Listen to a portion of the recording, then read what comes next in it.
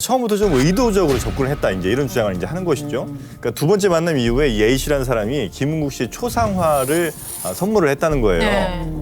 그래서 이제 계속 만나자 이런 이제 요구를 했다고 하는데, 김은국 씨는 이 A 씨라는 사람이 미대 교수라고 이제 소개를 받았다는 거잖아요. 네. 근데 그게 아니라 미대 교수가 아니라 보험 설계사였다, 이제 이런 얘기를 좀 하는 거고, 또 뿐만 아니라 이 A 씨라는 사람이 자신이 그 잘못된 남녀 관계 때문에 뭐 법정 비용, 뭐 법적 소송이 좀 걸려 있는데 그 비용으로 한 1억 5천만 원 정도가 필요하다. 네. 그래서 이걸 좀 요구를 했다는 거죠. 그래서 이제 그 이후로 김은국 씨는 이 사람의 전화를 이제 받지 않았다, 연락을 받지 않았다, 이렇게 이제 또 얘기를 하고 있습니다. 네, 이런 김은국 씨의 이제 입장이 있은 후에 이 A 씨는 다시 재반박에 또 났습니다. 그래서 해당 호텔의 CCTV를 한번 돌려봐라.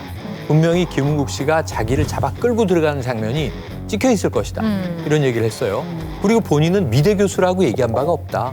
처음부터 보험을 하는 사람입니다라고 밝혔었고, 그 초상화도요, 보험 설계사들이 일종의 사은품으로 주는 것이다. 뭐 특별한 건 아니다. 이런 얘기를 했어요.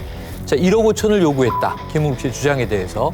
김은국 씨가 사과를 하지 않으니까 금전적으로라도 해달라, 이렇게 얘기를 했을 뿐이고 금액을 얘기한 바도 없고 받을 생각도 없었다, 이렇게 주장을 했습니다.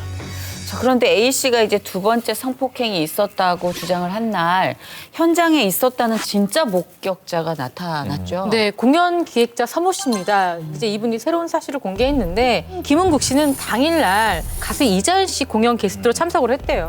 그리고 이제 다음 날까지 소화하기 위해서 이제 주최 측이 호텔 방을 마련을 해줬나 봐요.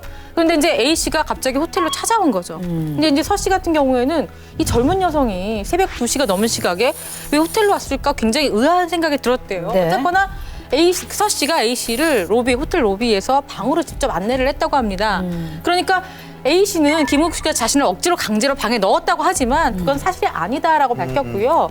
굉장히 안타까운 게 있습니다. 이 CCTV만 있으면 모든 것들은 확인이 드러나는데 그러게요. 네. 이 CCTV가 30일이 지났기 때문에 사건 30일이 지났기 때문에 모두 지워진 상태라고 합니다. 서 씨의 주장에서 가장 중요한 부분이 이제 쟁점 사항이 나왔어요. 뭐냐면 서 씨 주장에 하면 당시 A 씨가 술에 취한 상태가 아니라고 반박한 거예요.